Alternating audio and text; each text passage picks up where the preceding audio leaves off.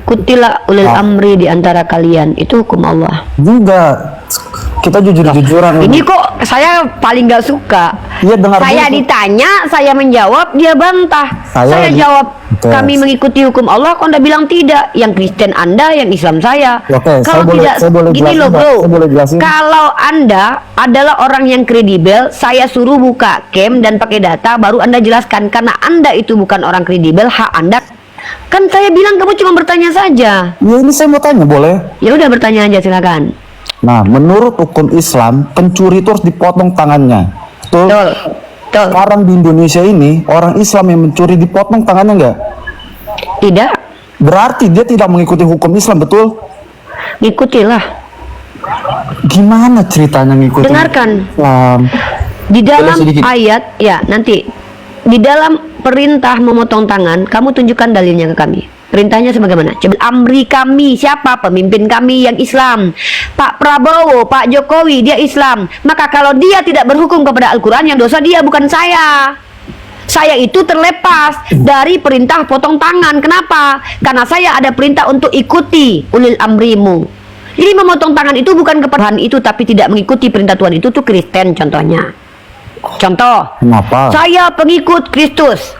Oh ya, apa arti pengikut Kristus? Coba saya tanya sama kamu, apa arti pengikut Kristus? Mengikutinya.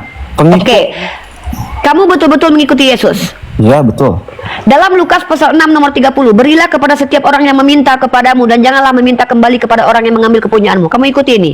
Ya, betul. Yaudah, saya minta uang 1 juta sekarang. Loh, tapi kan belum tentu saya mau kasih. Biadab, penipu.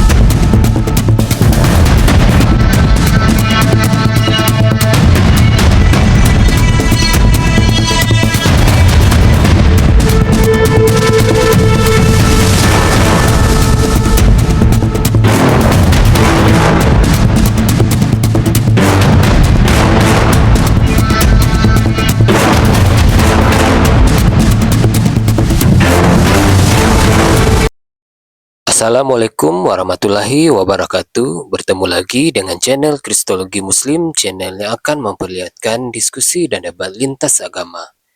Pada kesempatan hari ini, semoga kita semua dalam keadaan sehat walafiat, selalu diberikan kesehatan, dan segala macam urusan dilapangkan, dipermudahkan, dan dilancarkan seperti apa yang diharapkan, dan juga diberikan segala kecukupan ekonomi, rezeki yang berlimpah yang tidak pernah habisnya dari Allah Subhanahu wa Ta'ala. Di video kali ini masih seperti biasa, saya akan memperlihatkan diskusi dan debat lintas agama di mana nantinya apologet Islam dan oknum Kristen akan saling bertanya dan menjelaskan agama masing-masing. Yang mana kita akan bisa menilai mana agama yang benar-benar bisa diterima dan dipahami secara akal pikiran manusia yang berakal. Di video ini juga kita akan melihat diskusi dan debat Unirifa dan apologet Islam lain dengan beberapa oknum Kristen yang mana kita bisa mendapatkan ilmu dan pengetahuan tentang ajaran Islam dan ajaran Kristen. Dan bagaimana berjalannya diskusi ini, apakah akan berjalan tenang dan santun atau malah sebaliknya memanas, di mana biasanya oknum Kristen jika tidak sanggup menjawab pertanyaan dan juga tidak terima ajaran dan isi kitabnya dibahas, mereka akan emosi dan marah, bahkan sampai menghujat pribadi atau ajaran. Nah, daripada penasaran dengan diskusi dan debat ini, mari kita simak saja videonya sekarang. Asran, karena kalau Kristen itu katanya, itu cuman katanya Asran, katanya memuliakan Nabi Isa. Pada dasarnya mereka, entah sadar atau tidak, mereka tuh menistakan. Kenapa? Mereka percaya Nabi Isa, mereka percaya Tuhannya terkutuk, mereka percaya Tuhannya miskin. Bahkan di roomnya Bang Palopo, mereka berkata, Tuhan kami satu-satunya Tuhan di dunia yang paling menderita katanya. Tuhan kami satu-satunya di dunia Tuhan yang paling rendah katanya. Memang Tuhan kami satu-satunya Tuhan di dunia yang paling hina katanya. Emang begitu mereka. Pada saat mereka mengatakan dengan lisannya Tuhan kami mulia, pada saat itu juga mulia sama dengan hina. Itu yang terjadi. Makanya mereka ini dibilang sebagai orang kafir musyrik yang juga jahil gitu loh. Oke, kita ada tamu di sini Becek. Dari tadi pengen naik tapi baru ini minta multi. Silakan Becek. Kamu namamu tidak jelas, akunmu tidak jelas. Maka kamu tidak berhak untuk menjelaskan kecuali kamu buka cam. Maka hakmu di sini hanya bertanya saja. Silakan. Pertanyaan pertama. Assalamualaikum. Muslim atau non muslim? Muslim, tapi ada sesuatu yang mau saya tanya. Oke. Kamu muslim. Kamu tahu Iya, room ini muslim. room apa? Room Muslim. Room untuk apa? Room untuk bertanya. Bukan. Ini room untuk kaum kafir bertanya tentang Islam. Bukan hanya bertanya saja, tapi kaum kafir bertanya tentang Islam. Kalau umat Islam mau bertanya kepada umat Islam, masuk room majelis taklim, seperti room Ustadz Adi Hidayat atau room Mama Dede. Nah, ini room apologet, room di mana kaum kafir itu boleh bertanya tentang Islam sepuasnya, ya, dan boleh menjelaskan iman mereka. Kalau ingin bertanya kepada saya, nah, saya tidak mau melangkaui ustadz-ustadz saya. Lebih baik kamu belajar kepada guru-guru saya, guru-guru yang mursyid ya. Roomnya room Ustadz Wafi. Silakan cari room Ustadz Wafi, pendalaman Islam. Atau kamu cari roomnya Ustadz Tahta. Nah, itu saya ini calon ustazah, bukan ustazah, tapi saya bunda gembala. Kalau kamu masuk kalangan domba dan serigala atau ular bludak, boleh jadi anak bunda. Tapi kalau kamu bukan anak gembala saya, jangan bertanya, karena saya pengembala. Masa saudara muslim saya jadikan hewan ternak? Enggak. Karena dalam Al-Quran bagi penyeru kaum kafir, dia seperti mengembala hewan ternak. Jadi saya ini menyeru kepada kaum kafir, makanya saya digelari bunda gembala, Dek. Oke, makasih nih, Pak. Ya, siap. Belum turun. Oke, terima kasih. Buat teman-teman muslim, Waalaikumsalam warahmatullahi wabarakatuh. Buat teman-teman muslim yang ingin bertanya tapi agamanya Islam, saran saya adalah cari komal majelis taklim. Kenapa? Saya khawatir ketika kalian umat Islam bertanya tentang akidah, tentang Nabi, ternyata pertanyaannya persis seperti pertanyaan umat Kristen, saya akan sangat kecewa dengan kalian. Sedih saya kalau ada nanti umat Islam memperlihatkan kualitasnya secara oten. Nah, itu yang pertama. Tapi seandainya ternyata pertanyaannya pertanyaan yang saya tidak mampu menjawab, nanti kalian yang kecewa. Terlalu tinggi ilmu kalian nanya ke saya. Makanya saya cuma itu aja. Satu, saya tidak mau mendengarkan pertanyaan umat Islam yang kelasnya sama seperti pertanyaan oten. Kedua, saya takut dengan pertanyaan umat Islam karena levelnya terlalu tinggi, mereka berilmu. Pertanyaan yang saya tidak mampu jawab, kalian yang kecewa nanti. Saya tidak mau mengecewakan kalian. Maka itulah kenapa saya, kalau lagi modelnya adalah dialektika lintas iman, saya tidak izinkan sebenarnya saudara muslim itu naik untuk bertanya, kecuali dengan toleransi. Misal, tidak ada lagi oten, ya udah deh, yang muslim naik bertanya. Tapi pertanyaannya pun dibatasi, yaitu seputar dialektika lintas iman, bukan tentang fikih. Jangan tanya pada saya, Uni, bagaimana jadi kalau suami saya diambil orang, hukumnya haram apa makruh? Bingung saya itu. Ya, jangan gitu ya, jangan perberat saudari kalian ini yang sedang berjuang untuk memperkenalkan Islam kepada orang-orang kafir kafir musyrik dari kalangan Kristen. Berat beban saya nanti, tanggung jawab saya juga berat. Halo anak domba. Halo, ini selamat Ya. siang. Agamanya bro? Kristen. Oke. Mau buka cam atau tidak? Karena kalau otomatis bisa buka, nggak bisa buka cam. Saya mau tanya Oke. aja. Oh, mau bertanya saja, boleh. Kalau gitu bertanya saja, monggo. Ya. Ini mungkin pertanyaannya tapi harus didasarin dengan kata-kata kafir. Tadi kan saya dengar kafir. Sebenarnya kafir itu apa sih, maksud arti dari kafir gitu?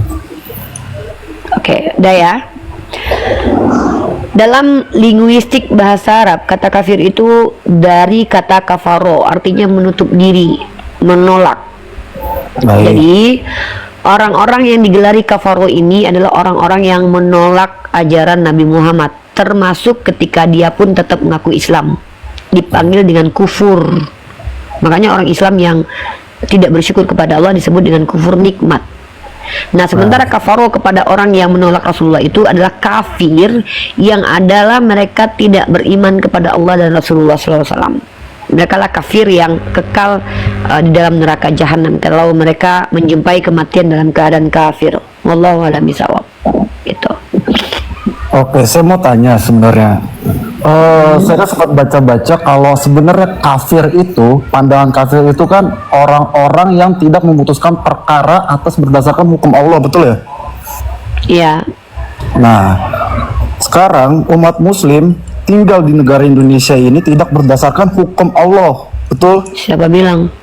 Loh, Berdasarkan hukum Allah kok. Hukumnya apa? Ikutilah ulil amri di antara kalian. Itu hukum Allah. juga kita jujur-jujuran. Ini kok saya paling gak suka. Iya, dengar Saya dulu. ditanya, saya menjawab, dia bantah. Saya jawab, Oke. kami mengikuti hukum Allah, kok Anda bilang tidak. Yang Kristen Anda, yang Islam saya. Oke, Kalau saya boleh gini jelasin, loh Mbak. bro. Saya boleh jelasin. Kalau Anda adalah orang yang kredibel, saya suruh buka cam dan pakai data, baru Anda jelaskan. Karena Anda itu bukan orang kredibel, hak Anda kan bertanya. Mengerti nggak pernyataan saya di awal? Kan mau Nah, saya kan jelasin dulu nih, baru bertanya loh, nih. Anda tidak berhak menjelaskan apa-apa karena Anda tugas hak yang kami berikan itu hanya bertanya. Iya, saya Kecuali mau pertama saya mau tanya boleh. Astagfirullahaladzim. Itulah Baik. kenapa Kristen ini adalah umat terbarbar Kenapa sepanjang panik sejarah kayak karena gitu, memaksakan. Rifa? Saya mau tanya boleh? Saya itu bukan panik, tapi ini rumah manusia. Masa kalau kami seandainya di dalam rumah kami kemasukan anjing kami biarkan? Nggak bisa deh. Saya mau tanya boleh? Kalau ada di rumah kami ada anjing, masa kami biarkan dia tidur di kamar kami, dia Nah, masuk ke aku dapur nggak kami? boleh tanya saya. Nggak, ini kan saya bilang kamu cuma bertanya saja. Ya ini saya mau tanya boleh? Ya udah bertanya aja silakan. Nah, menurut hukum Islam, pencuri itu harus dipotong tangannya. Betul? Betul.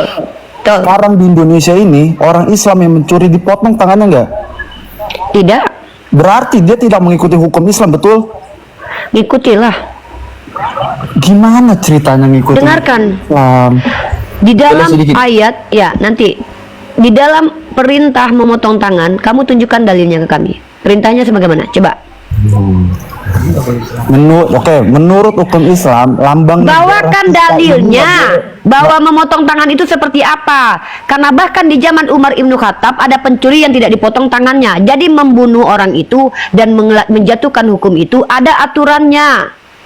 Ada aturannya, bukan mencuri potong tangan, mencuri potong tangan. Tidak, ada aturannya. Nah, makanya ketika astagfirullahaladzim. Ketika kami dalilnya juga diperintahkan ikut ulil amri di antara kalian, maka negara ini sepakat untuk membuat perjanjian. Apa perjanjiannya? Perjanjiannya adalah Undang-Undang Dasar 1945, di mana kami mempercayakan kebijakan-kebijakan kepada para koruptor, pencuri, penjahat itu diambil alih oleh petinggi yang sudah diberikan sumpah dan jabatan, dan itu juga perintah Allah. Artinya ketika perintah menghukum tangan itu tidak lagi jatuh kepada saya, tidak jadi kepada Bang Teguh, tidak jatuh kepada Yonatan Nandar, tapi itu menjadi kewajiban kepada ulil amri kami. Siapa? Pemimpin kami yang Islam. Pak Prabowo, Pak Jokowi, dia Islam. Maka kalau dia tidak berhukum kepada Al-Quran, yang dosa dia, bukan saya. Saya itu terlepas dari perintah potong tangan. Kenapa? Karena saya ada perintah untuk ikuti ulil amrimu. Jadi memotong tangan itu bukan kepada setiap kami umat Islam ini kami yang kerjakan, karena ada aturannya. Berarti Islam Jadi, tidak bertentangan dengan Tidaklah. Tidak. Enggak lah. Berarti boleh lambang Udah negara gini. kita Garuda. Kamu itu bertanya kok, berarti yang kalau seandainya kamu nih contoh, kalau saya nih, mohon ya Dek, kalau kamu mau menyerang akidah orang tuh minimal di agama kamu tuh aman. Contoh, kalau seandainya agama yang mengaku pengikut Tuhan itu tapi tidak mengikuti perintah Tuhan itu tuh Kristen contohnya. Contoh, Kenapa? saya pengikut Kristus. Oh ya, apa arti pengikut Kristus? Coba saya tanya sama kamu, apa arti pengikut Kristus? Mengikutinya. Oke, kamu betul-betul mengikuti Yesus. Iya, betul. Dalam Lukas pasal 6 nomor 30, berilah kepada setiap orang yang meminta kepadamu dan janganlah meminta kembali kepada orang yang mengambil kepunyaanmu. Kamu ikuti ini? Iya, betul. Yaudah, saya minta uang 1 juta sekarang. Loh. Tapi kan belum tentu saya mau kasih. Biadab, penipu. Ini penipu lisannya, ngaku pengikut Kristus. Kristusmu perintahkan, berilah kepada setiap orang yang meminta kepadamu, janganlah meminta kembali. Kau nggak mampu, bukan nggak mampu, kau nggak mau. Artinya ajaran ini nggak berguna. Tapi ajaran potong tangan itu, sekarang saya jelasin. sebentar, kau tidak berhak menjelaskan. Dengar dulu. Tidak berhak Kristen awam menjelaskan apapun depan saya. Saya mau jelasin, nggak boleh berkata. Saya cuma tak apa. Yang saya tanya apa? Yang saya tanya itu, kau ikut Kristus nggak? Iya, ikut. Ini Kristus perintahkan nggak Iya. memberikan kepada orang yang meminta? Iya. Nah, kau ikuti nggak itu? Iya, ikut. Yaudah, kasih aku 1 juta duit. Belum ada aku 1 juta. Jadi gimana cara Makanya ngasihnya? ajaran Tuhan kau itu ajaran goblok, nggak relevan. Kenapa? Masa memerintahkan orang yang nggak punya untuk memberikan? Lah. Tuhan kau nggak tahu kalau kau ini nggak punya uang Kenapa sekarang. kau yang minta? Kenapa kau yang minta ke orang yang Ya nggak karena di punya? sini berilah kepada setiap orang. Aku orang. Iya, kenapa kau minta sama yang nggak punya? Ya karena kau diperintahkan memberikan, nggak ada alasan kau punya nggak punya. Iya, Tuhan kau nggak memikirkan kau. Arti memberi itu Tuhan berarti tidak punya. memikirkan kau mau kau punya Sekarang atau gini, tidak. Kau punya Diam nasi. dulu. Kau punya Aduh, nasi. ini Kristen disuruh bertanya malah sok menjelaskan. Di sini bunda gembalanya saya. Dengarkan ya. Kalau di dalam hukum Islam, perintah potong tangan itu bukan kewajiban saya. Karena saya diizinkan untuk mengikuti para ulama di antara saya. Maka hukumnya itu kepada yang bersangkutan memberikan. Ulil amri kami. Kalau seandainya saya dibawa ke pemimpinan Islam dan ternyata pemimpin saya tidak bawa aturan Islam, yang berdosa bukan saya, yang berdosa mereka. Mereka anggota dewan yang berada di dalam gedung itu yang beragama Islam tapi tidak menerapkan hukum Islam untuk umat Islam. Makanya di Aceh mereka pakai hukum Islam karena mereka takut kepada Allah, bukan berarti negara lain tidak. Nah, tetapi memotong tangan, merajam orang yang berzina itu nggak sembarangan seperti Tuhanmu yang bunuh Uzza karena hanya ingin berbuat baik. Tuhan kami bukan Tuhan seperti itu. Ketika ada peristiwa yang terjadi, itu tidak bisa tuduh-tuduh gitu aja. Ada konsekuensinya, ada alasannya, dilihat dulu kenapa dia mencuri. Kalau dia mencuri ternyata karena dia lapar, tidak terjatuh hukuman itu. Karena apa yang dihukum Allah ini adalah innama a'malu binniyat. Niatnya terlihat, main sereanya ada. Makanya kau belajar sekolah hukum kau. Orang yang kepolisian aja ketika mereka mau menangkap seseorang, penyidik itu juga melihat main serea, motivasi. Kalau pembunuh itu terjadi karena memang dia ingin membunuh dan ingin berniat, dia bisa dijatuhi hukuman mati atau 15 tahun penjara. Tapi kalau dia membunuh ingin menyelamatkan dirinya, dia bisa dikurangi hukumannya. Itu hukum sosial aja begitu, apalagi di Islam.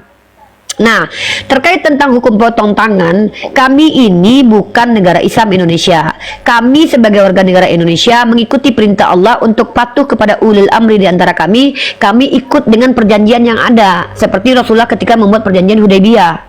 Itu dicontohkan sama nabiku. Apa perjanjian di situ di undang-undang dasar itu? Ya kami harus taat kepada hukum yang berlaku. Apakah kami menentang hukum Allah? Lihat, kalau ada hukumnya menentang hukuman Allah, maka kami menentang Allah. Pertanyaannya, ada nggak hukumnya menentang Allah? Tidak. Kenapa? Yang ada adalah pemerintahnya dan semua orang-orang praktisi pemerintahnya, mereka yang tidak berhukum dengan hukum Allah. Kami sudah mengikuti apa yang diperintahkan kepada kami, menyerahkan semuanya kepada pemerintah. Jadi kalau pemerintahnya tidak mengikuti hukum Islam, mereka yang berdosa, bukan aku. Itu indahnya Islam itu. Indahnya Islam itu begitu, bukan kayak gini. Tuhanmu suruh berilah kepada setiap orang yang meminta kepadamu, ternyata kau miskin. Nggak pikir Tuhan kau miskin. Nggak tahu Tuhan kau ternyata kau miskin. Kalau sudah tahu nanti umatnya banyak yang miskin, jangan suruh-suruh orang kasih. Katakan begini contohnya nih, kalau Tuhan kau bijaksana, berilah kepada setiap orang yang meminta kepadamu kalau kau punya uang. Nah, baru Tuhan yang sehat, Tuhan yang normal. Ini nggak ada ketentuannya. Berilah kepada setiap orang yang meminta kepadamu. Nah, inilah perintah Tuhan kau. Ternyata kau tidak mampu menjalankan itu karena kau miskin. Nah, Tuhan kau nggak tahu ternyata kau nanti miskin. Tuhan kau lupa mungkin kalau nanti Kristen banyak yang miskin, nggak mampu memberikan. Itu, maka di Islam itu memberi itu semampumu, sedekah. Yang diwajibkan adalah zakat, yang itu pun sekali setahun. Itu pun cuma 2,5% dari makanan kita. Nggak mungkin, tidak ada yang mampu. Itu. Ini agama yang benar nih, relevan. Nah, silakan Asran terkait tentang potong tangan, jelaskan Asran. Asran jelaskan dengan dalil kaidah fikih karena Uni tidak punya kapasitas menjelaskan fikih. Wah. Oke, baik. Assalamualaikum warahmatullahi wabarakatuh. Bismillahirrahmanirrahim. Oke. Seperti yang dikatakan oleh ini tadi, kenapa di Indonesia ini tidak ditetapkan syariat hukum potong tangan? Kan gitu. Apakah ketika tidak diterapkan syariat Islam yang sepenuhnya syariat Islam dalam satu negara, maka negara itu dianggap negara yang kufur? Apakah negara itu dianggap tidak menaati perintah Tuhan? Oh, tidak seperti itu. Tadi Uni sudah menyebutkan sedikit. seperti yang dikatakan dalam surah Quran surah An-Nisa ayat 59. Apa kata Allah Subhanahu wa taala? Ya ayyuhalladzina amanu atii'u Allah wa atii'ur rasul wa ulul amr minkum. Ulul amr minkum. Ulul amri ini pemegang kekuasaan. Kan gitu. Fa in tada'tum fi syai'in farudduhu ila Allah wa rasul in kuntum tu'minuna billahi wal yawmil akhir. Dzalika khairu wa ahsanu ta'wilan, kata Allah Subhanahu wa taala. Wahai orang-orang yang beriman, taatilah Allah dan taatilah Rasul Nabi Muhammad sallallahu alaihi wasallam serta ulul amr minkum, pemegang kekuasaan di tempat-tempatmu. Nah, pemegang kekuasaan di tempat kita ini tentulah orang-orang mukmin, orang-orang Islam. Nah, yang dipilih oleh siapa? Dipilih pula oleh orang-orang Islam yang tidak melenceng daripada ajaran Islam. Nah, ada kalanya ajaran Islam ini tidaklah ditetapkan secara 100% kayak gitu. Karena apa? Karena di negara Indonesia ini bukanlah 100% orang tersebut menganut agama Islam. Tatkala orang yang tidak 100% menganut agama Islam, maka tidak relevan hukum ini bagi mereka, tidak ada keadilan bagi mereka. Maka tatkala mereka berpikir tidak ada keadilan bagi mereka, maka mereka akan mengatakan umat Islam itu merupakan umat yang intoleran, bukan umat yang toleransi. Apakah kalian mau tatkala kalian juga mencuri lebih daripada 1/4 dinar, terus dipotong tangan kalian, maukah kalian? Tidak kan? Karena apa? Karena itu merupakan hukum agama kami. Di Indonesia ini bukan merupakan negara Islam, tetapi negara demokrasi yang mana di negara ini itu dilindungi 5 agama. 5 atau 4 ini? 4 atau 5? 5 ya? Nah, tatkala cuma ada satu, iya kan? Tatkala cuma satu hukum yang berlaku, di mana letak keadilan sosial bagi seluruh rakyat Indonesia? Cuma diberlakukan hukum Islam. Makanya di sini tidak ditetapkan seluruhnya syariat Islam secara apa? Secara 100%. Karena negara ini bukan negara Islam, akan tetapi negara demokrasi yang melindungi agama Buddhis, agama Hindu, agama Kristen. Kan seperti itu, kami mayoritas Islam di Indonesia. Bukan berarti kami semena-mena tidak pernah memikirkan kalian. Seperti itu. Bahkan ketika kami tidak menetapkan syariat potong tangan, andai kata pencurian lebih dari 1/4 dinar, itu dipotong tangan. Ketika kami tidak menetapkan syariat itu di Indonesia ini, berarti kami sedang menghargai kalian. Bukan berarti kami itu sedang melanggar perintah Tuhan kami. Oh tidak, karena apa? Di sini jelas dikatakan dalam Quran surah An-Nisa tadi, ikutilah wa ulul amri minkum. Tatkala pemimpin pemegang kekuasaan kalian itu tidak melenceng daripada jalan Allah Subhanahu wa taala. Makanya di sini kalian tatkala mencari kesalahan, jangan kalian cari kesalahan yang nanti bisa mengangkat derajat kami dan merendahkan kalian. Jangan paksakan kami seperti kalian. Karena kalau kalian, semisal seperti ini, kami ini agama yang toleransi. Bentuk toleransi kami apa? Tidak menetapkan syariat Islam 100% di bumi Nusantara ini. Karena bumi Nusantara ini bukanlah negara yang 100% Islam. Karena apabila kami menetapkan hukum syariat Islam 100% di sini, apa kabar kalian? Apa yang akan kalian lakukan? Berontak pasti. Kan seperti itu. Makanya kalian udah Asran, jangan diulang-ulang itu, biar kita fokus ke pembahasan. Kalau ada dalil yang mau disampaikan, kasih dalil. Kita ini, kalau enggak ini. Ini ya buat umat Islam juga, sekedar pengetahuan buat kita ya. Ya. Dalam hadis yang di Al-Albani mensahihkan ini, bahkan aturan potong tangan itu ada aturannya, teman-teman. Makanya Rasulullah SAW itu kemudian berangkat menemui Marwan, dan di sini dikatakan tidak ada hukum potong tangan karena sebiji kurma atau mayang kurma. Maksudnya adalah ternyata potong tangan itu harus diselidiki betul-betul dulu hukumannya. Bahkan menurut riwayat, Umar Ibn Khattab itu tidak memotong tangan pencuri yang pada masa paceklik. Seperti itu. Karena hukum itu adalah aturan. Kalau kami tidak menjalankannya, itu urusan kami dengan Tuhan kami. Bukan berarti kami adalah bukan berarti agamanya yang salah. Nih perhatikan baik-baik ya. Hukum Islam sudah diberikan. Maka ternyata para ulama kami memberikan hukum yang tidak potong tangan karena ada alasannya, ada kiasnya. Ternyata dulu sahabat Umar Ibn Khattab tidak memotong tangan pencuri karena ternyata pada waktu itu sedang paceklik. Memang bukan kecenderungannya mencuri, tapi dia terpaksa mencuri dikarenakan dia lapar. Maka Umar tidak memotong. Nah, seperti itu. Dan seandainya pun kami umat Islam tidak menjalankan hukum potong tangan itu, kafarat Allah akan berlaku. Kafarat itu hal yang tidak bisa dihindari di dunia, di azab kubur, di yaumil hisab, dan sampai di neraka. Itu kafarat Allah. Tetap tidak. Seandainya pun Arab Saudi lah tidak menjalankan hukum Islam, agama Islam tidak salah. Tetap yang salah adalah penganutnya. Makanya saya bilang saya terbebas dari kewajiban potong tangan, memotong tangan, kecuali anak saya nih. Kalau saya potong tangan anak saya karena dia mencuri, ya kan?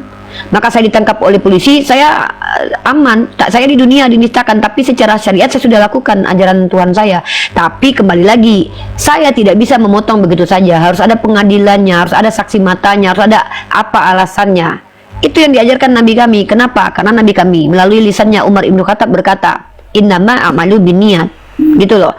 Jadi begitu, jangan paksakan pandanganmu kepada kami umat Islam kalau kamu tidak paham. Satu, yang kedua, hak kalian di sini yang tidak bisa buka cam, yang tidak bisa berdiskusi dengan data, itu hanya bertanya saja.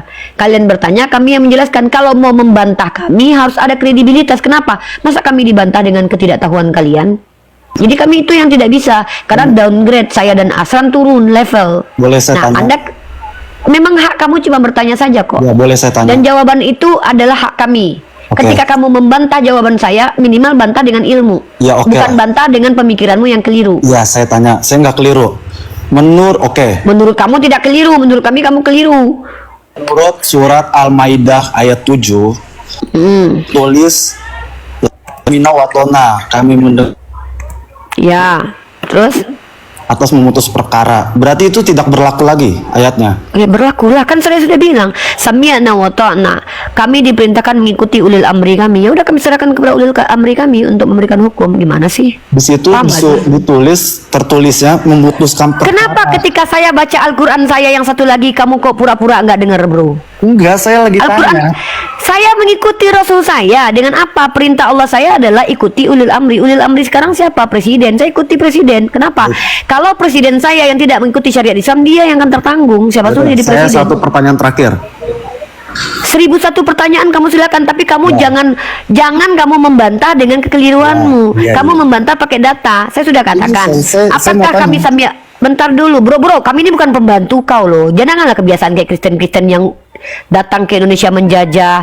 Kalian itu sudahlah minoritas, diizinkan bertanya di Komal Islam, tapi kadang nggak tahu diri loh. Saya di sini itu bicara itu bukan hanya kepadamu, karena kau itu hanya media dakwah saya. Bukan berarti aku itu membuat kau paham, karena aku tahu kau Kristen, orang kafir yang telah menutup diri. Saya lagi ngomong kepada 1,8 orang yang menonton bahwa sami'na wa ta'na itu adalah kami yang menjalankannya. Maka ketika aku berkata sami'na wa ta'na, apa yang ku dengarkan, apa yang ku ikuti? Aku ikuti semuanya. Bahwa ternyata kalau ada pencurian potong tangan. Iya. Lalu kenapa tidak dipotong tangan di Indonesia? Karena kami mengikuti dalil juga di Al-Quran bahwa apa? Bahwa potong tangan itu diserahkan kepada ulil amri kami. Ya. Kami diperintahkan untuk ikuti ulil amri kami, sami'na wa ta'na. Lah kalau ulil amrinya nggak pakai hukum tangan, potong tangan, yang berdosa siapa? Ya mereka, bukan saya. Ya. Salah siapa mereka nggak ikut hukum Islam? Nanti ketika dibangkitkan di hadapan Allah, ya kami bisa kasih tahu, ya ini nih Presiden Jokowi nih, Pak Prabowo nih, agamanya apa? Ternyata Islam. Dia tidak mengikuti syariat Allah, ya dia yang bertanggung. Oke, saya mau tanya, ini negara Jadi Islam kami aman atau bukan loh. negara Islam? Bukanlah, ini kan negara Nusantara. Kenapa sih? Ini orang. Ini negara Nusantara, berarti Anda itu harus merubah pola pikir Anda yang kami minoritas. Oh tidak bisa, sorry to say, sorry nih, kamu berarti itu bukan lagi kamu bertanya, tapi menganggap kamu nggak tahu diri. Minoritas pengen didengarkan sama mayoritas, nggak tahu diri, kurang ajar, penjajah. Disuruh bertanya malah suruh kami mendengarkan perkataan kau. Nggak mungkin kami membenarkan kau mengatakan Nabi Isa itu ditusbol depan belakang ketika disalib. Nggak mungkin. Jangan kurang ajar lah, jangan lampaui hakmu. Hakmu cuma bertanya, kok nyuruh-nyuruh. Kenapa kami harus ngikutin kemauan kalian minoritas yang nggak tahu diri ini? Lah, Udahlah kalian tadi kamu minoritas nggak tahu bilang- diri tadi lagi, kamu apalagi bilang- mau kami dengarkan. Tadi kamu Sorry, bilang ini tugasmu negara hanya bukan bertanya. negara Islam. Betul nggak? Aduh, tugasmu hanya bertanya, bukan menyuruh-nyuruh. Sejak Iya. kapan kami harus? Udah, tugasmu bertanya. Ih, ini orang memang Kenapa orang Kristen di telinganya banyak yang sakit ya? Kita suruh bertanya aja. Kalau begitu kamu harus ikuti kami yang minoritas, bapak moyangmu. Oke, saya Kok mau kami harus ikuti kau pula? Bertanya kok. Bertanya aja susah. Saya mau tanya. Menurut Aduh, bener kenapa nggak? lah? Bentar dulu, aku mau ngomong sama orang Islam dulu. Teman-teman Islam, mohon maaf ya kalau kalian lihat aku agak keras. Itu karena yang aku hadapi ini bukan anak kecil, guys. Orang-orang lansia yang sudah mau mati besok, tapi nggak ngerti bahasa Indonesia. Saya tadi di awal kan sudah bilang, saudaraku Kristen, sebagai umat Islam yang memberikan hak istimewa kepada kalian bertanya tentang agama kami mau ditanya sama kalian. Saking sayangnya kami sama kalian. Kalau kalian awam bertanya saja. Kalau kalian itu berilmu, silakan kalian menjelaskan. Ciri-ciri kalian itu berilmu, pertama kalian berani open cam, kedua bicara pakai data. Itu bukti kalau kalian itu berilmu. Kami tunggu kalian. Tapi ketika kau sendiri tidak membuka mata mukamu, nggak jelas kau siapa. Kau tidak pakai data pula. Kau membantah dengan pikiranmu yang keliru. Lalu kau suruh kami mendengarkan kau. Kau pikir ini gereja, dek? Aku keras kepada penjajah. Orang yang berusaha mengatur kami di kamar kami, bagi kami penjajah. Kami harus musnahkan penjajah itu. Karena memang di undang-undang begitu. Penjajahan di atas dunia harus dihapuskan. Penjajah-penjajah kayak kau ini nggak berhak sebenarnya. Tapi karena aku masih baik, ku izinkan kau di sini bertanya. Sekali lagi udah. Penjajah nih orang. Ya, saya mau tanya. Kau bahas penjajah-penjajah. Apa Ya, benar, memang faktanya agama Kristen itu Ya. dibawa penjajah. Aduh. apa benar Islam itu berdiri atas dasar melalui pedang, penjajahan? Oke, Islam tidak diperintahkan menjajah seperti perintah Tuhannya umat Kristen yang masih berbentuk roh menumpas, menjajah, bahkan sengaja memberikan negara untuk dijajah. Gimana? Karena di dalam Al-Quran perintah berperang itu adalah kalau diperangi. Ini dalilnya, ya. Nih, kutunjukkan dalam surah Al-Hajj. Kau diam, kau nih udahlah bertanya nggak tahu diri. Jadi murid itu tahu diri lah, udah nggak bayar SPP, nggak pakai baju seragam, gratisan. Dijelaskan bukannya malah mendengarkan. Kalau mau komplain nanti, kalau kau berhak komplain. Ini Kalau di mau sini nanya udah ngomong terus. diam. Memang aku guru kau yang ngomong lah, masa aku di sini pargoy. Loh, Ini mau nanya kok Kristen di ngomong sini terus. saya lagi menjawab. Bunda Gembala lagi menginjili, diam. Ya. Emang kadang-kadang Kristen-Kristen tuh nggak tahu diri, makanya dunia collab kalau ada mereka, guys. Mereka naik ke komal kita suruh bertanya, malah dia pula yang mau komplain tentang agama kita. Udahlah dikasih izin bertanya nggak tahu diri, kenapa sih kayak gitu? Nah, Bismillahirrahmanirrahim. Uzina lillazina yuqataluna bi annahum zulimu wa innallaha ala nasirihim laqadir. Ya, kata Allah gini nih. Diizinkan kalian berperang bagi orang-orang yang diperangi. Maka ketika Nabi Muhammad itu berperang, beliau itu diperangi. Ada satu perang yang beliau itu tidak diserang, tapi yang beliau hadapi orang Romawi. Nabi kami bukan orang bodoh. Secara sepanjang sejarah peradaban, Romawi itu adalah negara yang paling banyak menjajah. Tidak ada ceritanya Romawi itu punya senjata mempersiapkan pasukan untuk salam hom pimpa alaihum gambre, enggak. Mereka itu bahkan Santo kalian Konstantin itu bahkan datang untuk menjajah negara Italia. Maka ketika Rasulullah berhadapan dengan Romawi, beliau mengadakan peperangan itu bukan untuk menjajah negara Romawi, tapi untuk melawan kezoliman. Karena memang Rasulullah itu dihadirkan untuk melawan dan memerangi kezoliman. Ya Nabi, sama seperti Musa. Lucunya di kitab kalian, Kristen gak tahu diri ini, Tuhannya menyuruh menjajah, menumpas, membunuh perempuan yang tidak lagi perawan. Lalu dia katakan kepada kita, agama kalian gak patut karena mengizinkan orang berperang. Diizinkan berperang kalau diperangi bagi Kristen itu adalah ajaran yang menakutkan. Sementara Tuhannya yang katanya mati ditombak bangkit di hari ketiga itu justru sebelum jadi manusia memerintahkan membunuh anak-anak suku Amalek yang masih menetek di dada ibunya. Ini Tuhan yang benar kata mereka. Ketika Tuhan kita mengizinkan kita berperang melawan orang memerangi kita, kata dia ini Tuhan yang bukan Tuhan yang benar. Tapi ketika ada Tuhan yang berbentuk roh-roh yang dipanggil dengan Bapa yang adalah Bapaknya Yesus, menyuruh Bani Israel menjajah, membunuh orang-orang yang sudah tidak perawan, pertanyaanku kayak mana membedakan perawan gak perawan itu? Aku bingung sampai sekarang dalil itu. Bilangan pasal 31. Jikalau ada yang sudah berhubungan tubuh bersetubuh, bunuh. Kalau yang masih perawan, ambil bagimu, dan Tuhan minta upeti perawan. Ini ajaran orang, ini ajaran Tuhan yang benar, kata mereka. Bagaimana cara membedakan itu perawan? Di Kobel dulu. Jadi Tuhan kalian memerintahkan pasukan-pasukan Kristus dari Bani Israel itu, lihat dulu mekinya perempuan. Oh, ini masih perawan. Oh, kau tengok nih selaput darahnya. Ah, baru kau hidup sana. Ah, ini enggak perawan nih. Tebas tak. Kayak gini kelakuan Tuhan. Di Al-Quran diizinkan berperang kalau kami diperangi. Bagi kami haram hukumnya, berdosa kami ketika kami sudah diperangi, kami kabur. Beda sama Kristen. Jangan melawan orang yang jahat kepadamu. Ketika penjajah datang, cium kudus sama penjajah. Menjilat pantat penjajah. Karena memang agama itu datang dari penjajah itu. Makanya orang Afrika itu punya slogan, teman-teman. Apa? Ayat Kristen mana disuruh perangin orang? Oh, ada.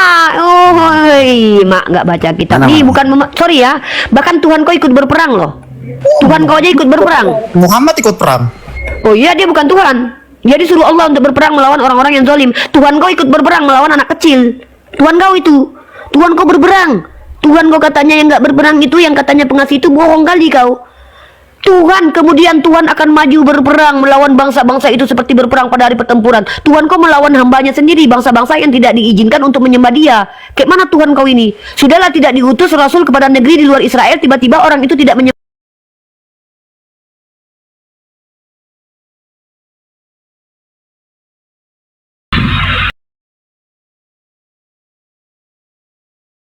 Perjanjian lama itu tidak ada tertulis di mana-mana. Udah ku cari, udah ku bolak-balik cari. Bagaimana mungkin dikatakan bahwa kalian itu benar ketika yang kalian omongkan saja dengan yang kalian lakukan saja berbeda? Pengikut Yesus? Oh ya, saya pengikut Yesus. Sudah siap tampar pipi kiri kasih kanan? Maksudnya Sherlock dong, alamat kita mau tampar, mau minta yang kanan dikasih. Jadi begini, ajaran itu alegori. Maksud lo? Yaitu perumpamaan aja. Nah, ajaran perumpamaan mau ditawarkan kepada kami yang ajarannya bukan perumpamaan. Gitu. Tamu ditapa dulu. Ini bukan tamu. Si Aslan ini pendamping aku, dia partner aku dia. Segala kuasa telah diberikan kepada aku. Aku memberikan kuasa kepada Aslan. Gitu. Jadi tidak mungkin kami umat Islam ini beriman kepada kitab yang penulisnya tidak jelas. Menurut anggapan orang, Mesias adalah anak Yosef. Wahai Kristen, ini anggapan orang, betul. Firman Tuhan atau anggapan orang? Firman Tuhan. Kok anggapan orang? Jadi begini. Pada mulanya firman bersama Allah. Firman adalah Allah. Kaitannya oten? Ya pokoknya imani saja. Karena begitu yang tertulis. Pokoknya Yesus Tuhan mati ditebus kami masuk surga. Wah, kayak gitu. Kalau saya mengatakan apabila kami umat Islam mencuri, potong tangan. Siapa yang berkata riba? Nabiku. Dari mana kau tahu? Ini dia. Dari Muhammad bin Yahya bin Habad. Dari Imam Al-Qurtubi. Dari Imam Bukhari. Imam Bukhari dapat dari mana? Dari Abdullah bin dari Abu Daud. Abu Daud tahu dari mana? Dari Abdullah bin Maslamah. Abdullah bin Maslamah tahu dari mana? Malik bin Anas. Malik bin Anas tahu dari mana? Yahya bin Said. Said dari mana? Muhammad bin Yahya bin Habban. Dari mana dia tahu? Ya dia kan sahabat. Gitu. Kalian ditanya, apakah Yesus bersunat, saudara Kristen? Betul. Siapa yang bilang? Lukas. Mana tertulis? Ini tertulis. Emang ini kitab tulisan Lukas? Iya. Siapa yang bilang? Enggak tahu saya, pendeta yang bilang. Apa buktinya kalau ini penulisannya dari Lukas? Jadi begini, pada mulanya firman bersama Allah. Allah bersama-sama dengan firman adalah Allah. Itu aja jawabannya. Aku dan Bapak satu. Pokoknya apapun pertanyaannya, jawabannya adalah pada mulanya firman bersama Allah. Jadi ketika kami bertanya kepada kalian epistemologis kitab kalian dan kalian tidak mampu menjawab siapa, mengapa, di mana, bagaimana kitab kalian itu, bagaimana mungkin bisa disandarkan kebenaran itu kepada kitab yang tidak jelas? Gitu aja kalian nih. Disuruh naik bertanya malah menjajah. Jangan kalian sangka aku adalah orang yang diajarkan apabila ditampar pipi kiri, kasih yang kanan. Gak ada ceritanya bagiku. Aku berpihak kepada ilmu pengetahuan. Kalian udah nggak pakai baju alma mater, tidak bayar uang kuliah, dapat ilmu dari kami. Harusnya kalian itu menghormati guru-guru kalian ini. Tapi aku bukan Paulus juga sih yang minta dihormati ya, karena Paulus bilang begini, seharusnya aku kalian puji, karena aku tidak kalah hebat daripada Rasul yang 12 itu. Kalau aku bilang ini, seandainya aku adalah guru dan dosen kalian, maka ada adabnya itu menghormati. Ya, kebetulan di sini aku tidak memposisikan diri sebagai dosen. Aku ibu gembala. Setidaknya jangan kau kurang ajar sama aku. Aku lagi bicara, kau potong. Disuruh bertanya, menjelaskan. Itu namanya nggak tahu diri, alias penjajah. Penjajah kata undang-undang harus dihapuskan dari muka bumi ini. Emang aku Paulus minta dipuji? Enggak lah, aku minta disayangi aja. Ya, silakan Asran. Hoi, Asran. Asran tertarik sama ini sih tadi. Maaf ya, Uni. Sederkan.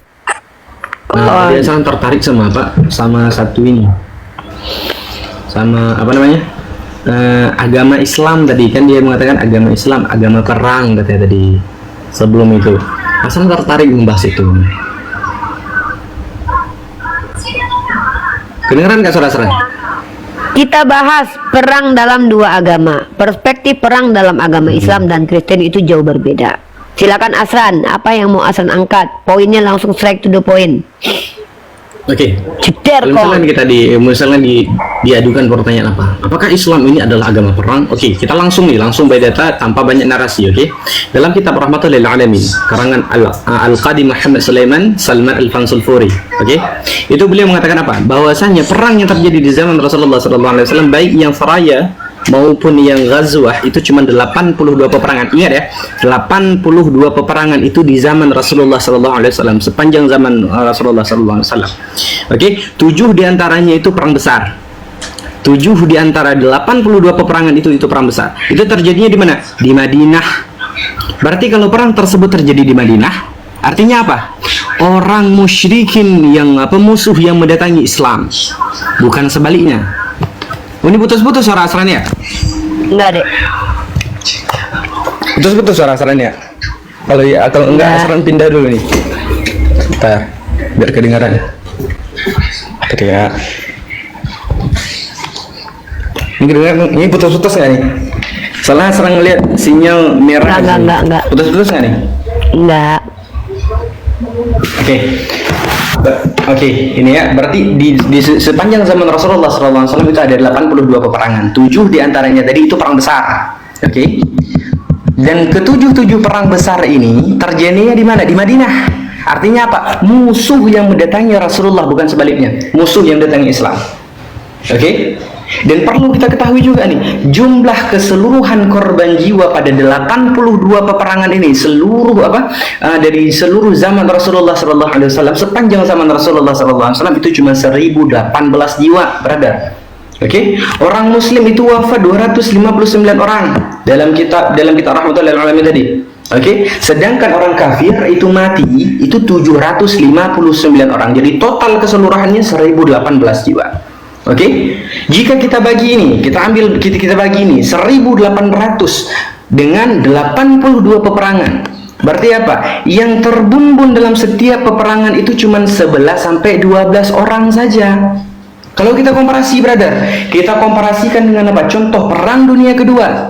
Itu tahun apa? Tahun 1939 sampai 1945. Oke? Berapa jumlah korban jiwa yang terbumbun dalam Perang Dunia Kedua itu? 55 juta sampai 72 juta orang yang terbumbun nih.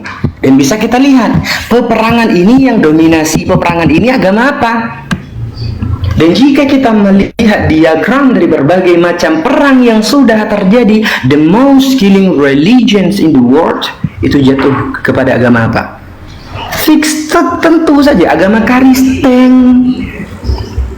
Dan semua data-data tersebut juga disajikan di dalam, kalau misalkan Anda mau buka, coba buka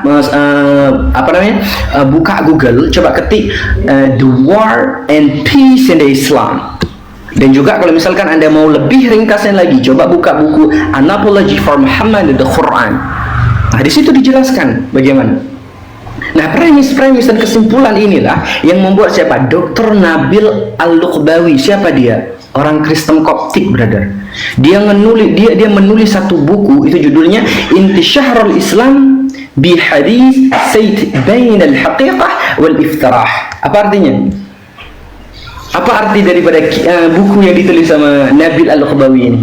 Artinya itu penyebaran agama Islam antara fakta dan juga fitnah. Orang Kristen Koptik saja mengerti bahwasanya agama Islam itu difitnah, dikatakan agama perang. Karena apa? Ya karena ada hadis yang mengatakan anjuran untuk berperang. Maka kalian labelkan agama kami agama perang. Sedangkan kalau kita lihat, ya kan, kita lihat secara data yang faktual, secara data yang sistematis, ya kan, the most killing religions in the world jatuh ke tangan siapa? Ke tangan orang-orang Kristen. Inilah mengapa narasi-narasi yang mengatakan bahwasanya agama Islam adalah agama pedang, agama Islam adalah agama perang, itu adalah klaim sepihak dan bisu akan data sejarah. Oke, barakallahu fiik. Ya, terima kasih. Nah, Asran, bukan cuman sebenarnya, ya sebelum aku mau menyampaikan data ini ya, berarti kan baik-baik ya. Orang Kristen ini mengaku Tuhannya yang berbentuk manusia itu adalah Tuhan yang Maha Pengasih, bukan?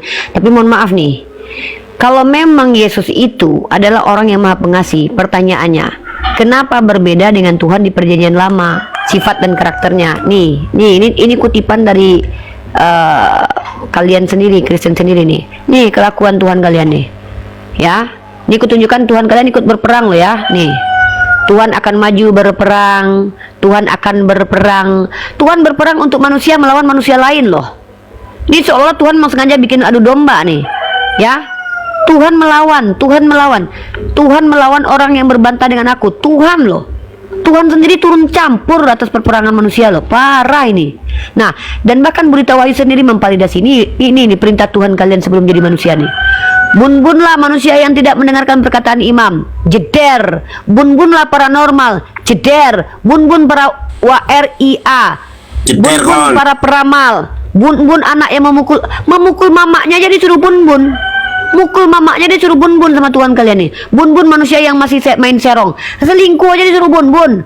Bakar anak gadis yang sudah tidak perawan. Ini baca ini. Nih ngeri nih kalau dibaca nih. Manusia yang beragama lain. Nih orang beragama lain aja disuruh bun-bun. Ini Tuhan kalian nih. Ini Tuhan kalian. Oh, ini kan bukan Kristen. Oke, kita bahas nanti. Bun-bun anakmu jika dia mengaku sebagai nabi. Bun-bun seluruh isi kota jika ditemukan satu orang saja beragama lain.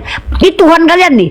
Dalam agama kalian satu orang saja berbeda keyakinan di suatu negara. Bun-bun semuanya. Seluruh kota disuruh bun-bun. Ini ajaran apa ini? Ajaran apa kayak gini? Satu orang yang bukan beragama Kristen disuruh bun-bun. Jadi ada ayatnya, bun-bun istrimu yang malam pengantinnya nggak perawan. Bun-bun pengikut agama lain, bun-bun pengikut agama lain, bun-bun pengikut agama lain. Nah ini nih, 3 kali ku bacakan biar paham kalian. Bun-bun nabi dari agama lain, bun-bun nabi dari agama lain. Kenapa nggak kalian bun-bun itu siluga itu? WRIA harus bun-bun metong. Bun-bun seorang yang masuki ruang suci. Masuk ruang suci aja di bun-bun. Ini Tuhan pengasih ini. Ini nih, ini siapa yang mengumpulkan ayat ini? Nih orangnya nih. Nih orang Kristen sendiri namanya Rita Wahyu nih. Dia sendiri yang mengutipkan ayat itu. Lalu kalian berkata kepada kami bahwa agama kami agama yang keji. Gara-gara kami diizinkan berperang kalau kami diperangi. Mau kalian apa? Mau kalian apa? Mau kalian kalau seandainya kami diperangi sama Oten, anak-anak kami diperangi sama Oten, kami diam berdoa, ya Bapak ampunilah mereka karena mereka tidak tahu apa yang mereka lakukan. Gitu mau kalian kan? Itu mau kalian kan? Kalian mau kami tidak berbuat apa-apa ketika kalian merampas rumah kami, mengambil keluarga kami. Kenapa? Karena yang membawa agama kalian itu adalah penjajah. Ini di dalam kitab kalian. Bun-bun, bun-bun, bun-bun, bun-bun. Tumbas agama kalian. Oh bukan, oke lah bukan agama kalian, agama Tuhan kalian karena dia orang Yahudi. Terus apa hebatnya agama kalian? Oh kalau agama kami beda Uni, kami tidak ikut Torah. Kenapa? Ya, karena Tuhan kami itu sudah mati buat kami. Ini lebih parah lagi. Ketika di agama Yahudi saja masih ada bun-bun orang yang kafir, di agama kau nggak perlu dibun-bun lagi. Kenapa? Tuhan udah mati buat para penjahat. Artinya penjahat bebas. Ini nih. Yahudi hukumnya sangat-sangat luar biasa, ketat, mengerikannya, dan bahkan cenderung kejam. Tiba-tiba kalian menawarkan agama kalian agama yang baik hanya karena kalian tidak punya hukum apapun. Agama kami bilang agama baik. Apa agama kalian yang baik itu? Apabila ditampar pipi kiri kasih kanan. Apa maksudnya itu? Ah, itu alegori aja. Jadi tolong, kalau kalian mau diskusi sama kami sungguh mau menjelaskan agama kami kepada kalian. Tapi tahu diri lah. Karena saya, Yonatan Nandar, para apologet, itu bukan hanya mempelajari Al-Quran kami, bro. Kami baca kitab kalian yang nggak pernah kalian dengarkan di gereja. Pasti kalian belum tahu kan? Disuruh bun-bun orang yang bermain serong. Ya, tidak mungkin umat Kristen ini membaca kitab Perjanjian Lama di dalam ini, kecuali yang masalah persepuluhan dikutip Perjanjian Lama. Kecuali nubuatan tentang Yesus kutip Perjanjian Lama. Kalian naik ke sini, kami izinkan bertanya tentang agama kami biar kami bisa berdakwah dengan tenang.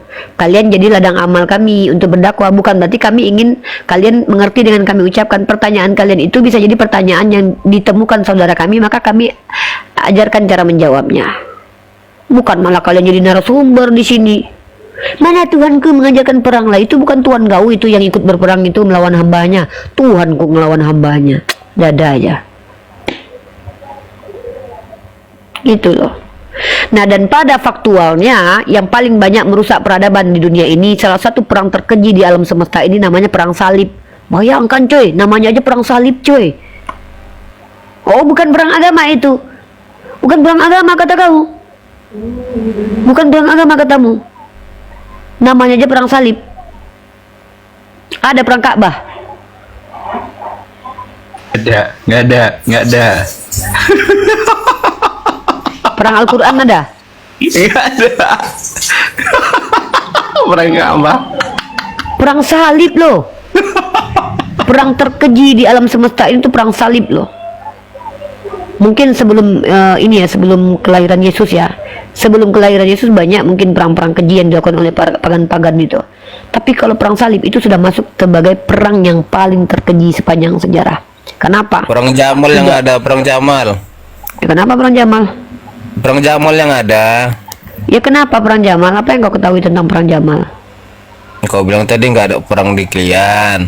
Rupanya Sejak kapan kami bilang gitu? Ah, inilah kalian. Sudahlah, telinganya somplak, sok-sok pula ngomong, buka mulut langsung kesalahpahaman. Asran sendiri sudah menjelaskan tadi. Udah jelaskan kejang-kejang. Kau bilang tadi nggak ada sama perang. Rupanya di Apa? Klian perang Kristen tuh Jamal. ngomong, kalau ngomong kejang-kejang Kau itu jelaskan perang Jamal itu apa? perang Jamal itu perang onta. Kenapa? Apa maksudnya perang onta itu apa? Ya perperangan perang saudara. Kenapa memang? Ada apa? Ya ada apa? Kau jelaskan yang kau tahu. Kenapa apa? itu perang Jamal itu kenapa? Ada apa? Ya karena yang namanya manusia ini. Itu kan pelajaran Klian. Kalau kau mau mendengarkan, kalau kau mau bertanya dan kau ingin kami menjelaskan, kau dengarkan. Ya udah. Udahlah, kau jelaskan. bertanya.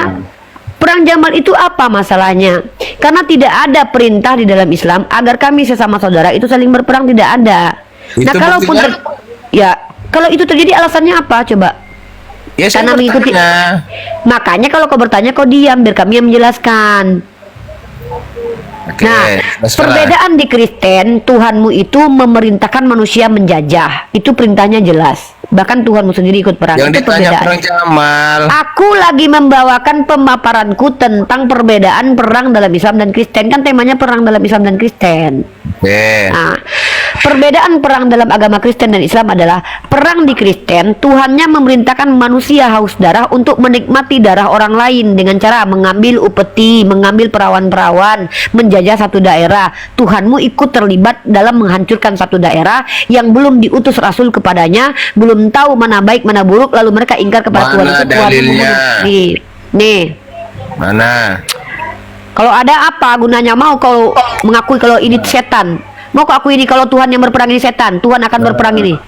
Ini Tuhan kau aja ikut berperang nih. Tuhan akan maju Bukan. berperang. Tuhan akan berperang. Berarti ini setan. Ya sudah jelas dia berperang untuk melawan Uclim kayak kalian, iblis-iblis kayak kalian. Jadi memang Tuhan kau melawan manusia begitu. Yesus Bukan itu kan. secara Berarti Yesus manusia tukang dia perang ya. melawannya. Ya udah kalau begitu Tetapi- Yesus berarti melawan kami. Berarti Yesus ketakutan sama kami. Makanya dia memerangi kami kan? Ketakutan dia sama kami. Ketakutan, tetapi untuk menurunkan kalian supaya Udah, jangan- akui dulu kalau Yesus tukang perang. Berarti itu Yesus yang berperang, betul? yang saya tanya jawab dulu. ya udah. Perang Jamal tadi gimana? Ya, perang Jamal tadi kenapa? Memang masalahnya apa dengan perang Jamal? Perang Ya, saudara itu jelaskan, kenapa? apa itu perang Jamal? Ya, Jelaskan. kan sudah kujelaskan.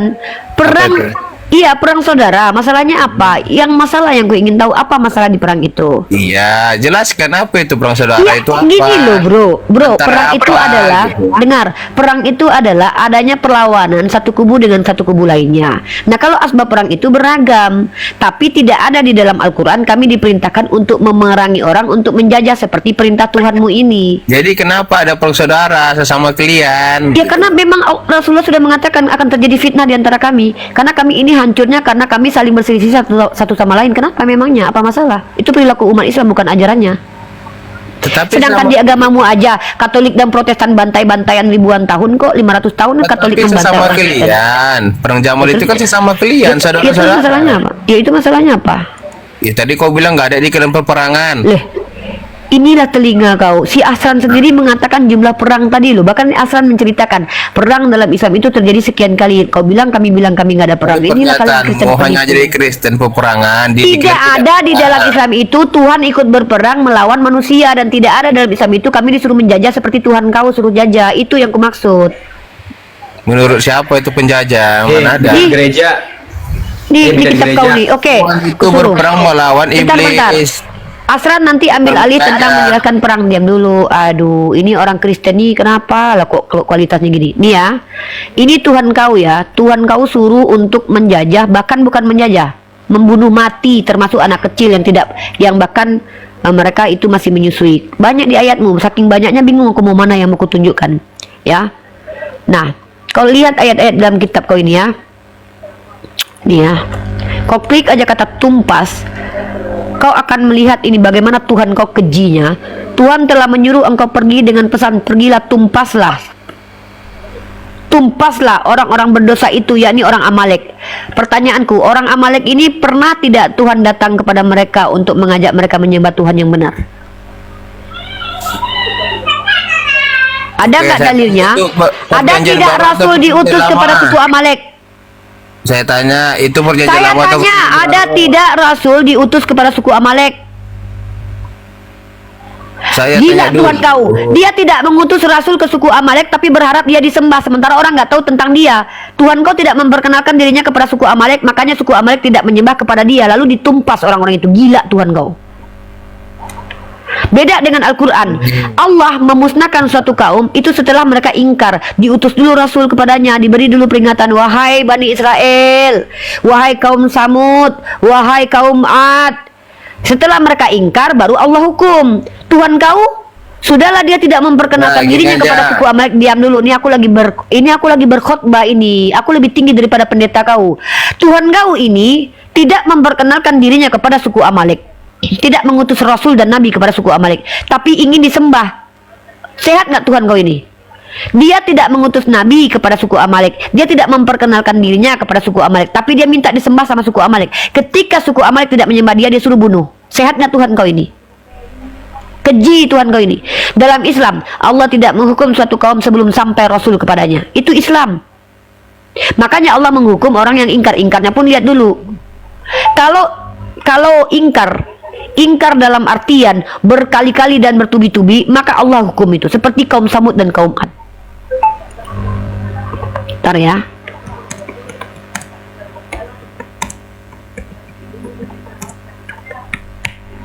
Gitu loh.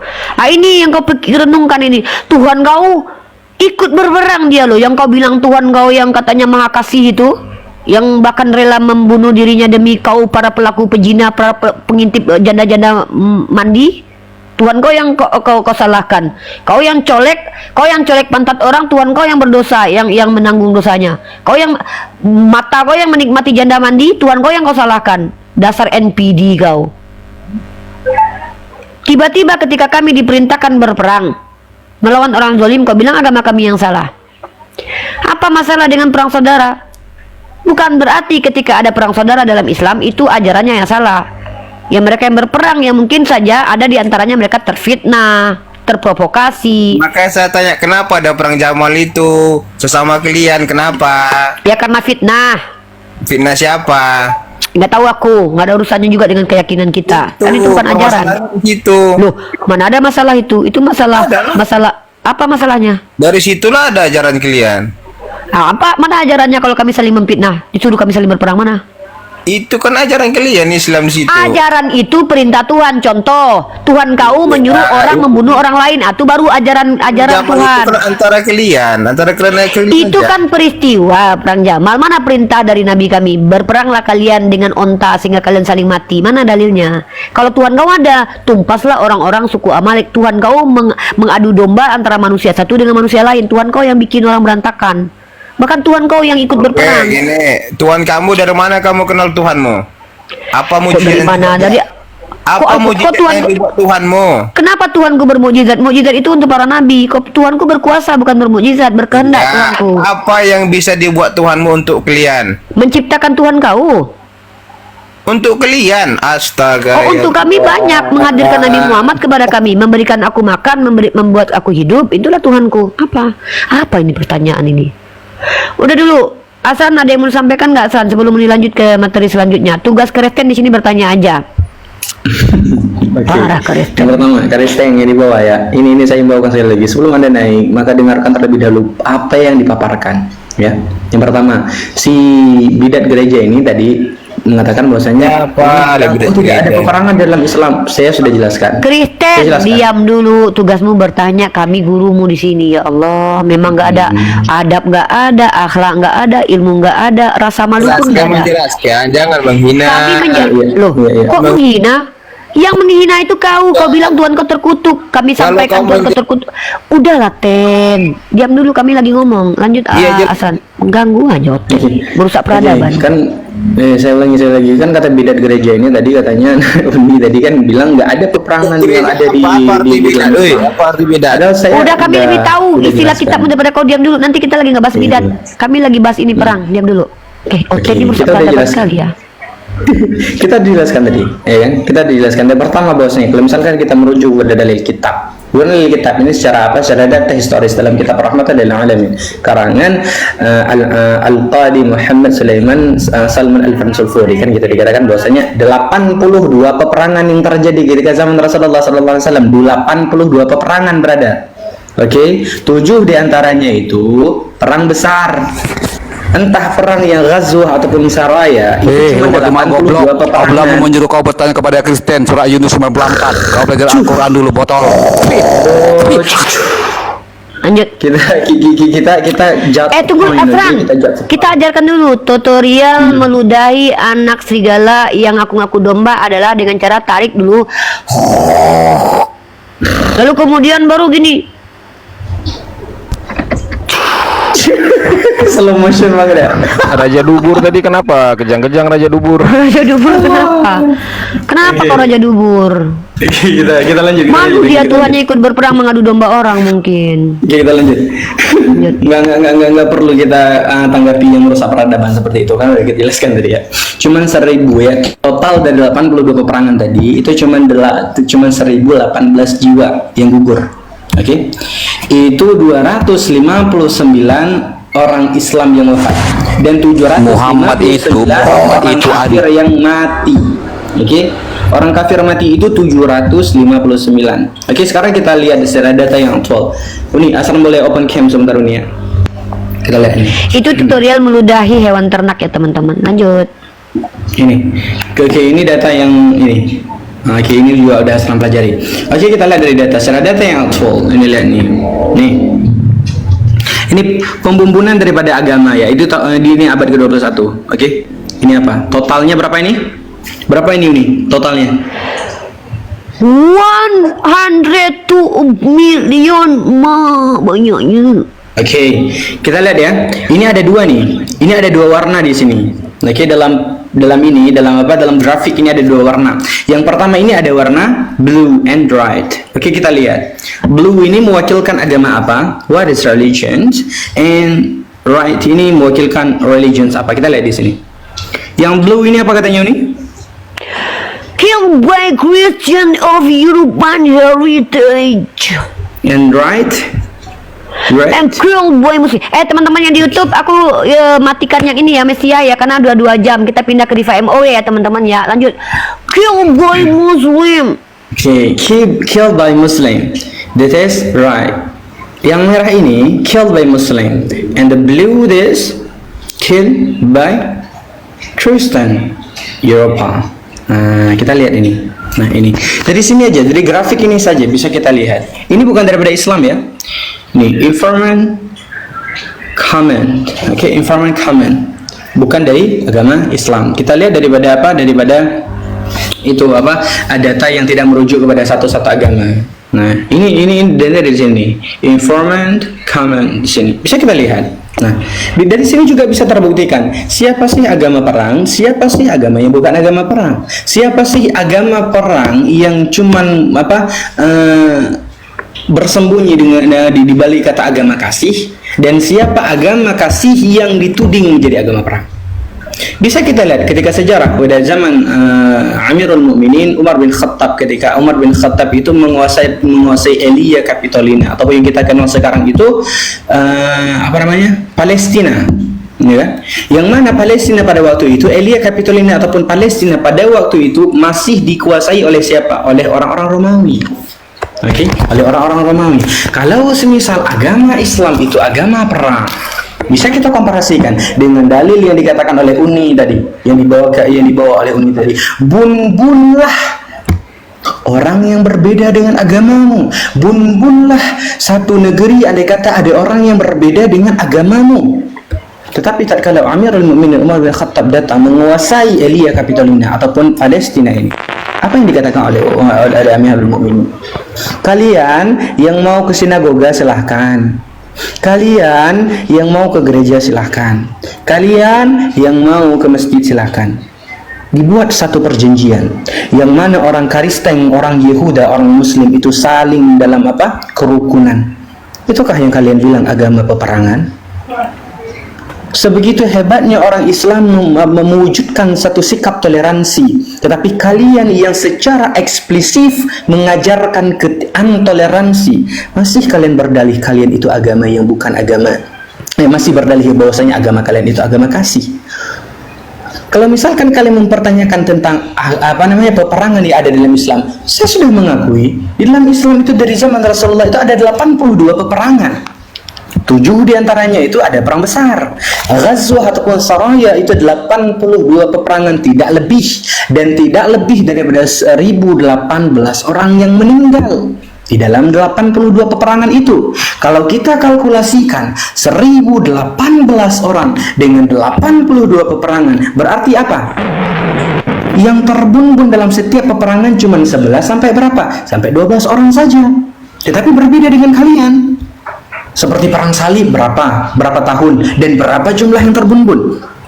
Dan kalau kita berkata tentang perang apa tadi, perang onta, perang antara perang saudara tadi, karena fitnah dan kesalahpahaman, bisa kita lihat ketika perang perang orang-orang Katolik membasmi orang-orang Protestan, ketika Martin Luther mengenalkan wawasan pemikiran baru yang di luar daripada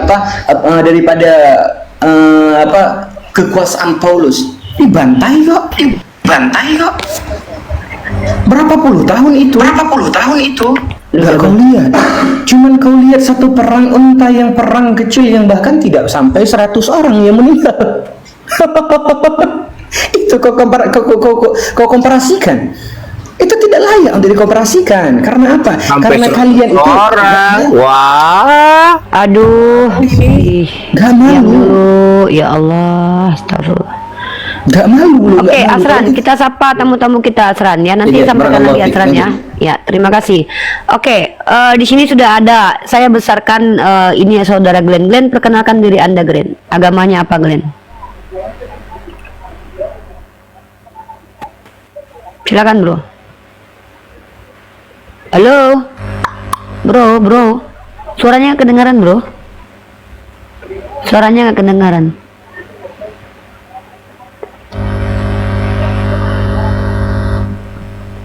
Nggak kedengaran suaranya.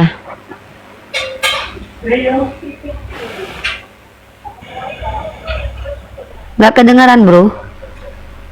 Nggak ada suaranya. Dibuka mute-nya. Glenn di mana? Ini yang mau belajar Islam nih, si Glenn ini. Ya makanya. Glenn, buka Bro. Glenn. Mungkin handphonenya mungkin bermasalah mungkin. Mungkin Dibuka pakai headset ininya. mungkin. Enggak, mute-nya udah dia buka, tapi handsetnya mungkin tidak kepasang, atau mungkin dia nggak ini handphonenya mungkin. Apa ya? Nggak, dulu bisa kok. Pakai headset.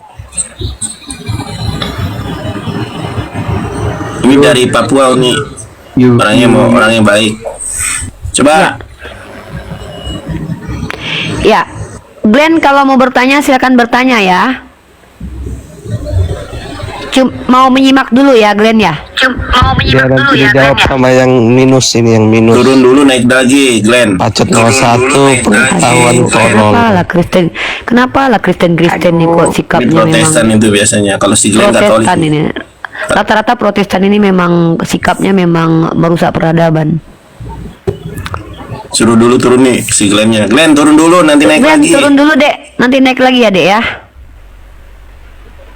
Bingung dia nih, mungkin bermasalah ini handphonenya mungkin.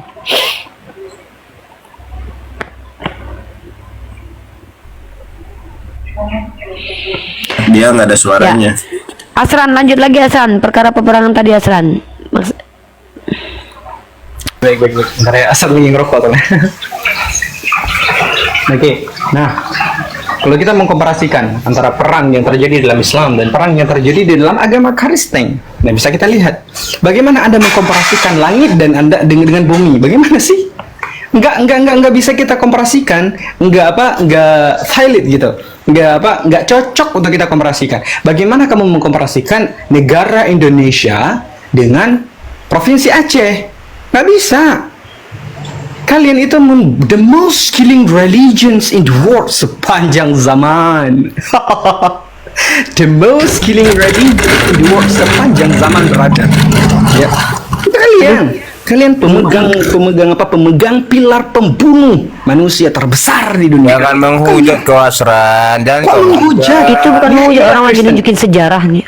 Ketika kita berbicara tentang data yang aktual, ketika kita berbicara tentang data sejarah yang bisa tervalidasi secara konkret, dia katakan apa? Itu hujatan. Sehina itu kan sejarah agamamu, sehingga kau mengatakan ketika kami membuka apa? Membuka kembali sejarah agamamu, kau bilang itu hinaan, kau bilang itu hujatan. Sehina itukah agamamu?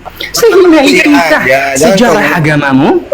Iya. Bernarasi aja, jangan menghujat. Orang bernarasi tidak menghujat, itu fakta itu. Kok kau pula yang mengatur orang mau bernarasi gimana, aneh kok. Kalau misalkan kau mengatakan aku menghujat, berarti aku berbicara tidak sesuai data. Sedangkan yang kutunjukkan tadi data yang aktual dan bukan data daripada orang Islam. Hujat agama orang, bernarasi aja. Agama kau nggak perlu dihujat, udah nampak hujatannya. Memang agama kau itu yang menghujat. Kami nggak menghujat agama kau, penghujat, karena agama kau mengatakan Yesus terkutuk. Penghujat itu. Bernarasi aja, jelaskan. Kau nggak berhak mengatur komal ini Kristen. Inilah bukti kalau kalian tuh penyembah iblis gitu loh. Ya, kasih izin tempat untuk mendengarkan ilmu malah ngatur-ngatur. Lanjut Asran. Oke, ini saya buka sedikit sejarahnya. Ini kalau misalkan kita lihat ya, itu ada yang ada tadi Asran singgung sedikit tentang Nabil Al-Uqbawi, Dr. Nabil Al-Uqbawi. Itu dalam satu bukunya ya, dia itu seorang Kristen Koptik. Ingat, dia Kristen ini, Kristen, bukan orang Islam. Ini orang Kristen Koptik, namanya siapa? Dr. Nabil Al-Uqbawi itu. Itu dalam kitabnya Intisyahrul Islam bi hadis Sayyid Bainal Haqiqah wal Iftirah. Artinya apa? Penyebaran agama Islam antara fakta dan fitnah.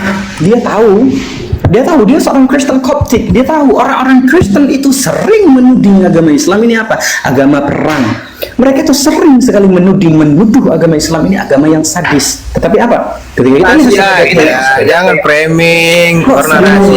Memang Kristen ini memang adab udah nggak ada, ilmu nggak ada, otak nggak ada, semua nggak ada. Astagfirullahaladzim. Masa framing sih? ngasih tahu orangnya ini loh, karyanya ini loh yang dibahas, kok dibilang framing? Malu dia mengakui, malu dia mendengarkan fakta-fakta agamanya, Asran. Sedih hatinya. Sedih dia, Asran, karena dia menganggap agama dia agama kasih selama ini, ternyata agamanya kelakuannya kayak gitu. Jadi sedih dia. Faktanya bukan framing, bukan menghujat, jelaskan. Yaudah.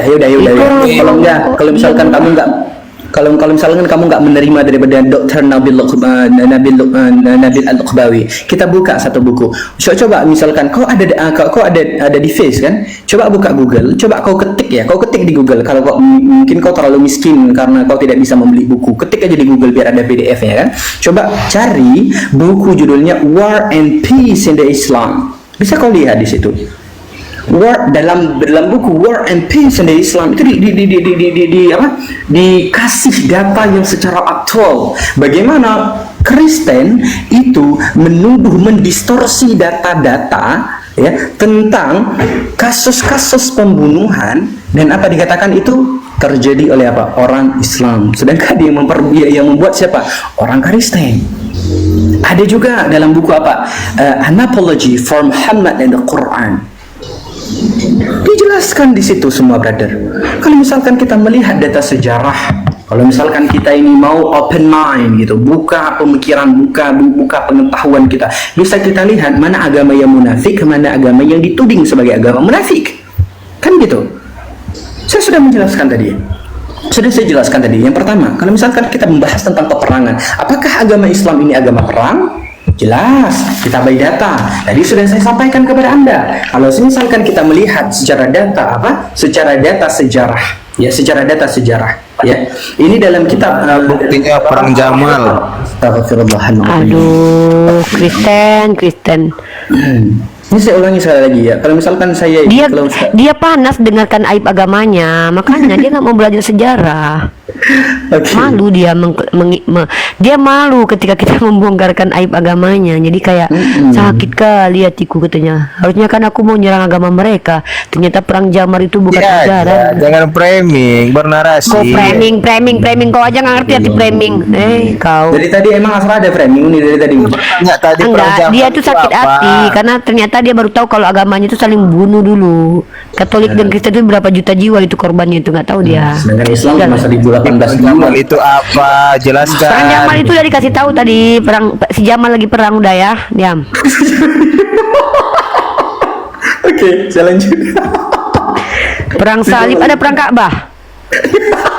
Perang salib. Simbol kasih Tuhan jadi nama perang. Simbol kasih Tuhan jadi nama perang loh, perang salib. Salib apa? Simbol kasih Tuhan. Ada perang salib. Mana ada perang salib? Mana ada perang salib? Gak ada perang salib. Bentar di Asra buka bentar. Gak ada perang salib katanya. Inilah kenapa dia ketar-ketir, karena dia tuh nggak suka baca sejarah. Karena kalau dia baca sejarah, Tuhannya babak belur, dia malu. Waduh, malu aku di Tuhanku babak belur. Mana perang salibnya? Mana perang salib jadi? Iya, kalau misalkan itu ya, aku baru baca buku ini karangan apa? Jangan karangan. Perang salib pun ditanyainya loh, saking miskin literasinya dia. Perang salib pun dia bertanya, mana buktinya ada perang salib katanya. Tahu kali ke perang salib, ada perang Tuhan itu loh, Tuhan dibunuh itu perang Tuhan namanya. Jangan perang salib itu mana datanya, mana? Ini ada buku. Aku ada buku bentar ya. Perang salib kau tanya, kau aja nggak tahu perang salib. Tidak ada satupun orang yang normal di dunia ini menolak ada perang salib. Aduh, mau aku bilang apa lagi lah, Oten maksimal kali lah. Nah, bentar ya. Masa dia nanya perang salib mana buktinya? Parah. Ini dalam buku besar saja. Nah, ini ya, bentar ya. Pas kali pertanyaanmu, soalnya aku lagi mengkaji itu. Nggak apa-apa, ini ya, nah takut kau, mampus kau.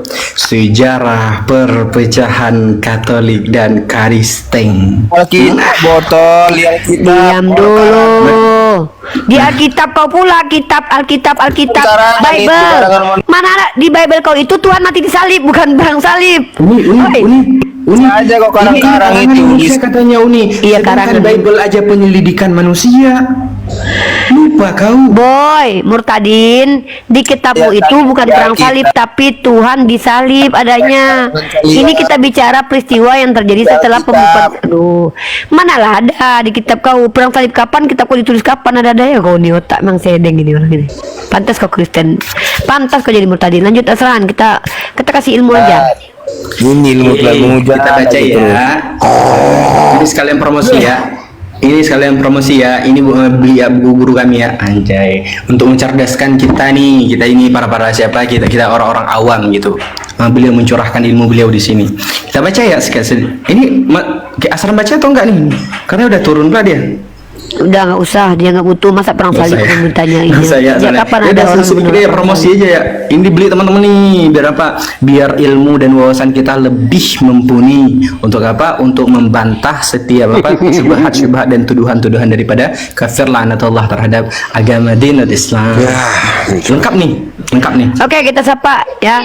Di sini room Islam, aturan yang berlaku aturan kami, bukan kalian yang berhak mengatur kami, karena kalian di sini adalah tamu, bukan pemilik rumah. Kalau kalian Kristen yang berilmu, silakan buka camp, kita diskusi baik-baik sebagaimana manusia ngomong. Tapi kalau kalian adalah 100% ular beludak dan hewan ternak, kami pun adalah pengembala. Kau yang ular. Bapak kau yang ular. Kau yang ular. Ya kata Tuhan kau dan keluargamu ular, kata Yesus. Kau itu. Oh, alah kau jijik, fotoku aja kau simpan-simpan. Jijik. Kau tuh Coba tengok muka. Bergidik lihat muka iya, kau. saking manisnya aku bergidik. Tuhan kau kalau nengok aku bergidik bulunya. Karena dia terpana lihat kecantikanku. Terlaku kau. Berlaku lah. Kau cuma ditunggu untuk poligami aja kau, lipat.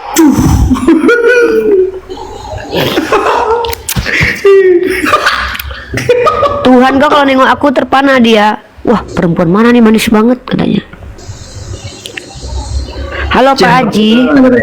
Betul ya ceng mereka. Awak ceng mereka. Halo Pak Haji. Pak Haji. Muslim atau non muslim? Oke, turun. Acong. Ya, assalamualaikum warahmatullahi, selamat siang semuanya. Ya, agamanya apa Pak? Alhamdulillah Islam. Waalaikumsalam warahmatullahi wabarakatuh. Ya, ada yang mau disampaikan Pak Acong? Ya, sebenarnya tadi scroll TikTok, ternyata ketemu roomnya Uni beserta kawan-kawan. Sejauh saya menyimak, insya Allah saya bakal mendapatkan ilmu sejarah seperti itu yang selama ini belum saya ketahui gitu. Jadi mohon izin untuk ikut menyimak sejarah yang akan dipaparkan. Mudah-mudahan jadi ilmu buat saya. Menyimak di bawah ya Pak ya, biar kita kasih tempat untuk saudara kita non-muslim untuk bertanya ya. Oke, siap, terima kasih. Berakhir sudah diskusi dan debat para apologet Islam yang telah memberikan kita ilmu dan pengetahuan tentang ajaran Islam dan ajaran Kristen.